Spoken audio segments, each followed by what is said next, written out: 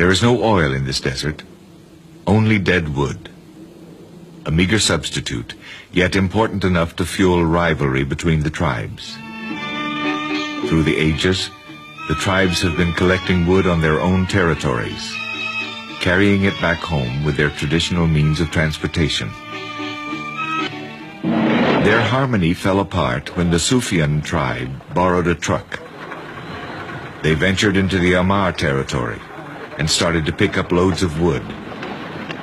They piled it up under heavy guard, fearing an attack by the neighboring tribe. Wasting no time, the Ammars came to claim their share of the wood. The conflict was inevitable. The adversaries unsheathed their jambias, but a sheikh intervenes. He proposes to consult their sovereign, the Sheikh of Sheikhs, Abdullah bin Hussein al-Hamma. Illustrious Sheikh Abdullah, whose ancestors were companions of the Prophet, and whose renowned forefathers conquered Spain and built a palace in Madrid still bearing their name. Illustrious Sheikh Abdullah, for 5 years he's been defying the authority of the government of Yemen. For 5 years he's been living as an outlaw in his fortress surrounded by his private army of 40,000 men, armed by Saudi Arabia. Illustrious Sheikh Abdullah, he sits on the floor with his vassals. Sheikh Abdullah checks the freshness of the khat leaves, a stimulating drug chewed during their daily rituals. He makes sure that the leaves and the water pipes are distributed to his guests.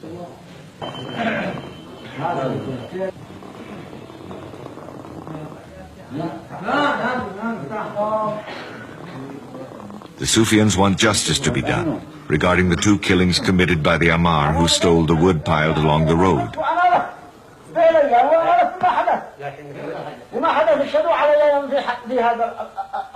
As the sheikh tries to find out whom the wood belongs to, the leaders of both tribes claim ownership.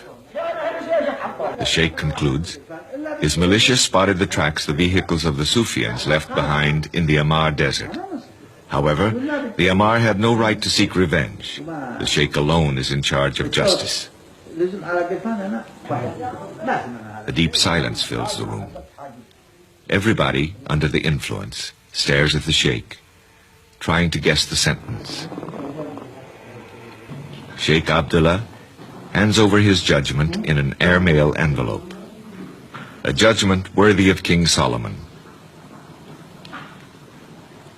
2 sheikhs from each tribe will go to jail.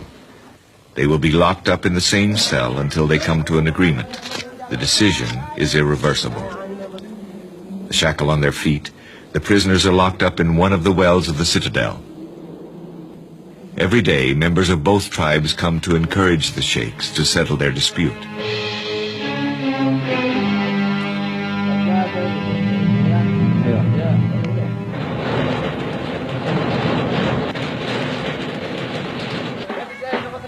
A few days later, the sheikhs of the Ammar tribe come back to salute Sheikh Abdullah. They tell him that the prisoners have settled their dispute. They ask him to set the prisoners free and to accompany them to the mountains to meet with the Sufyans.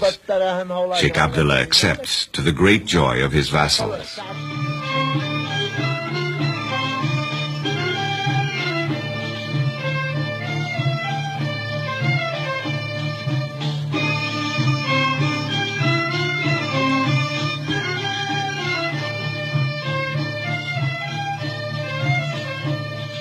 All along the way, warriors from the Sheikh's private militia and warriors from other vassal tribes enlarge the procession on its way to the mountains, where the Sufyans are expecting them. On the mountain, the Sufyans welcome Sheikh Abdullah and the Ammars, showing off their shooting skill.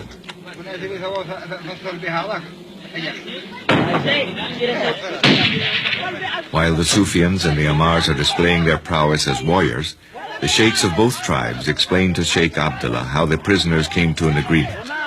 Some Ammars accuse the almighty sheikh of sowing discord between his vassal tribes by lending a truck to their adversaries. They even threaten not to accept his arbitration anymore and to call upon the help of the government, a move that would be a serious blow to the sheikh. The sheikh reacts swiftly and decides to repossess the truck he loaned. From now on, they will have to collect the wood with their camels, the way they've been doing it for several millennia.